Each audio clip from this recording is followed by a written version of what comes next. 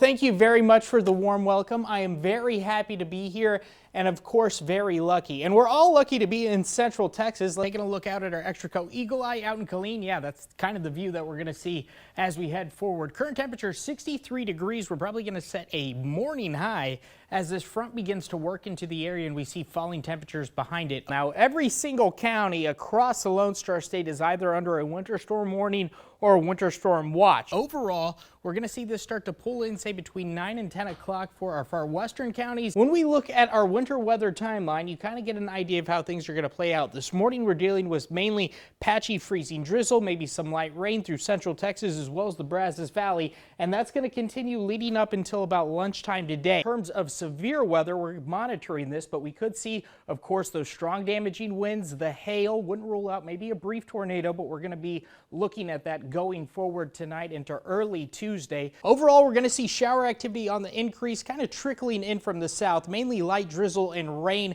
is going to move along that I-35 corridor today. Can't rule out the possibility of maybe seeing a strong storm producing some rumbles of thunder. The main threat is going to be large hail, but this is really going to come for Sunday. Overall, we're going to transition to our weather. I know that's kind of a hard toss, especially from this scene here, but better news is on the way, especially when we look at our forecast. Current wind speeds not that strong, light and variable. Good news for firefighters, especially right now. But our radar is hinting at it because we are going to see some of that as we head into the afternoon and evening hours. What are we talking about? Well, when we look at our future track, you get a good idea of how this storm is going to play out across the area. In the same boat today, a dense fog advisory in play for all of central Texas until about noon today. And then we're going to start to see some changes. And you could actually see the road, but if we just go a little bit further, taking a look towards the Brazos Valley, you can't see anything, and it really wouldn't hurt to just take it easy, at least for the next hour or so, as this fog slowly begins to diminish. A high wind warning in effect for the Panhandle, while the rest of practically all of West Texas and here at home is under a wind advisory, this lighter shade of tan.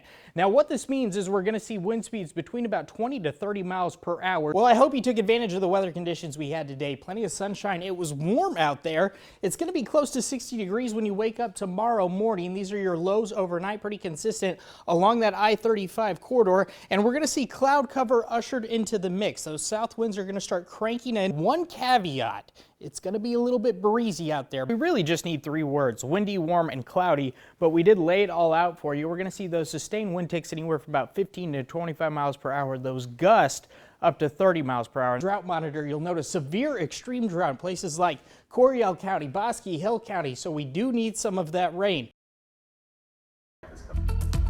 Garrett, it is just crazy that spring is here, the bluebonnets are out, and all those spring activities can get underway now. That's right. We can officially say that it's spring. Over the weekend, we had the spring equinox. Kind of a mild start this morning. Current temperatures probably in the mid-50s across the area. We're going to see increasing clouds and actually a cold front roll through. That's probably going to be the bigger story. Overall, expect a spotty chance, maybe some rain showers. I really think the better chance is going to come later this afternoon, and it looks like this evening into early Tuesday morning we could see some isolated storms in the Brazos Valley, so let's take a look at that. Here's our future track. You'll notice cloud cover widespread across the area, and that's going to build in from the west ahead of this approaching cold front. You'll see some of that spotty shower activity moving through the Brazos Valley. Doesn't look too significant. What does look significant, though, is you'll notice from that window of about 10 p.m. to early Tuesday morning, right around 1 a.m., we have a line of showers and storms moving through the area. Now, in terms of severe weather, we're monitoring this, but we could see, of course, those strong damaging winds, the hail. Wouldn't rule out maybe a brief tornado, but we're going to be looking at that going forward tonight into early Tuesday. The good news is by Tuesday afternoon, we should shape up and see drier conditions. It'll be on the breezier side of things. Highs today generally in the mid-70s across the area. That cloud cover is going to keep things mild throughout the course of our day leading up until early Tuesday. And then you'll take a look following that cold front. Temperatures once again fall to the 60s, in the 50s in some places, mainly it looks like west of that I-35 corridor. And here's a look at our expanded future track where you can see that system pushing off to the east, so we should see better conditions by Tuesday afternoon. 10-day forecast tells the story the best.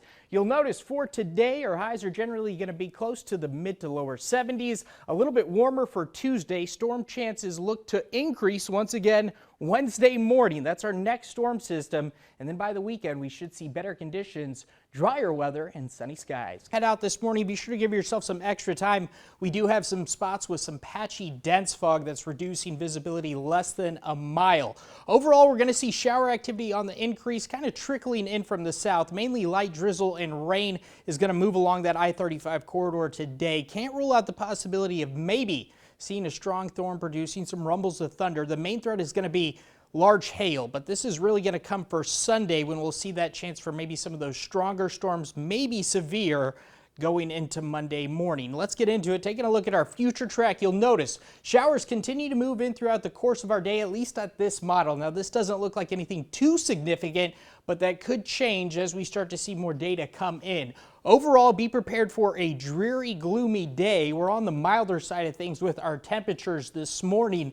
And for Sunday, hey, take a look at these, guys. Generally in the mid-60s. We were talking about this for a high not too long ago. And this is really when we're going to see the better and bigger chance for some of that shower and storm activity to move into the area. This is Sunday evening, Sunday afternoon into Sunday evening. And you'll notice it mainly starts to develop out towards the Brazos Valley east of I-35. And the largest threat from these could be some large hail, and we're going to continue to monitor that severe potential. So you're going to want to stay weather aware as we continue to track the changes from Sunday going into Monday, where at least at the moment this model is showing we'll have a pretty good chance to seeing some of those stronger storms develop all ahead of a cold front. It's going to bring some changes as we go into the work week ahead. So overall, what can you expect? Well, the 10-day forecast tells the story the best. Taking a look at your temperatures, mid-70s for the most part. Today is where our highs will land, lower 70s here in central Texas.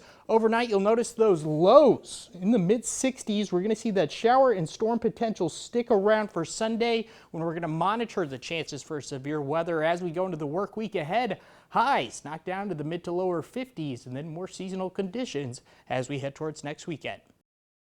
Day for the next week. Now, during a press conference yesterday, Governor Abbott urged everyone to stay off the roads and for people to try their best to conserve energy. He's also urging everyone to be smart and not to use generators indoors or heat your homes with ovens or stovetops. Another thing to note are frozen pipes. It can flood your entire house. Precautionary actions that you can take. And some of those actions include insulating exposed pipes or even taking a towel and wrapping them to stop the wind from hitting those pipes. Inside your home, you can open the kitchen cabinets and let the faucet drip. Now, of course, the big story here in Central Texas and across the Lone Star State is our weather. So we're going to take a look at our forecast. You can see in our current temperatures right now what we're seeing right around those 20-degree temps across the area. Now, that is going to really relate to colder temperatures as we go into the week and day ahead. Here's a look at what to expect going forward. Now, overall, we have this winter storm moving through the area. Our feel-like temperatures in the teens and single digits. And this is important to note, especially as we start talking about wind chill factor. It looks like going into tomorrow, we're going to see potentially life-threatening wind chill temperatures, at least as we go into Monday, maybe even Tuesday. Now, here's a look at what we're seeing this morning. Our winter storm already moving through the panhandle, and you could already start to make out some of that precipitation moving to the area in forms of sleet, light snow, maybe even some patchy freeze and drizzle that we've been dealing with mainly this morning. That's ultimately going to change into some of those heavier bands of snow that we've been detailing throughout the course of our week. Overall, we're expecting about 3 to 6 inches. You can see in the pink area here across all of central Texas, which is under a winter storm warning, we're going to start to see some of those changes. Now, on our winter radar, you may be seeing some of this color, but this doesn't necessarily mean that we're actually seeing physical snow hit the ground, but our radar is hinting at it because we are going to see some of that as we head into the afternoon and evening hours. What are we talking about? Well, when we look at our future track, you get a good idea of how this storm is going to play out across the area. Down towards the Brazos Valley, we're going to see maybe some light sleet, maybe some freezing rain, and maybe even some of that light snow, which is represented by this lighter shade of blue. But as we go into, say, 5, maybe 6 o'clock, you could see some of those darker shades moving to San Saba, Mills, Hamilton, and that's going to continue as long as we progress forward going into, say, about 8, 9, 10. Then we'll see those deeper shades of blue pop up on your screen, and you can see that here moving through the Waco, Temple, Killeen area. So overall, we're expecting a good chunk, about 5 to 6 inches in maybe the heavier bands of that snow moving through the area. Now, as we go into Monday, while that does start to subside, we're going to be left with drastically cold temperatures, and we're going to have more on those temperatures and everything with your winter storm going ahead. And taking a look towards Waco, the Waco Police Department recently closed down Lakeshore Drive near Caney Park. They're asking people to avoid the area and watch out for bridges and overpasses. Fire crews with the Waco Fire Department are also preparing their trucks with snow chains. Take a look at this picture, what was shared on their Facebook page earlier this morning. Already several Central Texas towns have seen plenty of damage as a result of this winter weather.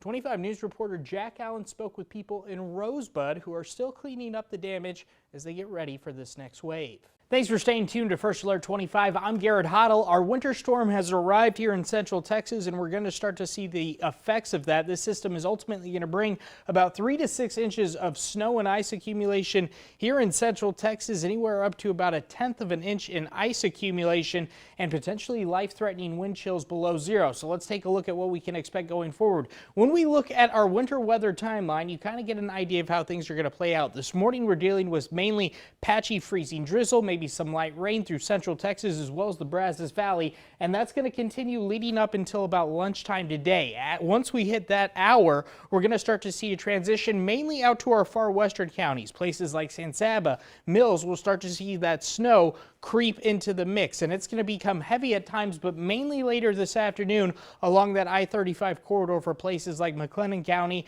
and then we'll start to see it slowly creep into other places like Bell County as well, and that's going to continue through the early part of Monday morning. Now, pink color on your screen for all of Central Texas, including the Brazos Valley. Now, in terms of timing, the more substantial impacts from this storm are mainly going to come from Sunday going into Monday and then the work week ahead. So for today, for our Saturday to kick off our weekend, this is mainly going to be another prep day, at least for the first part of our morning, and travel conditions are not going to be great. We're going to see some patchy freezing drizzle that's probably going to create some icy slick spots on roads, especially where there already are some.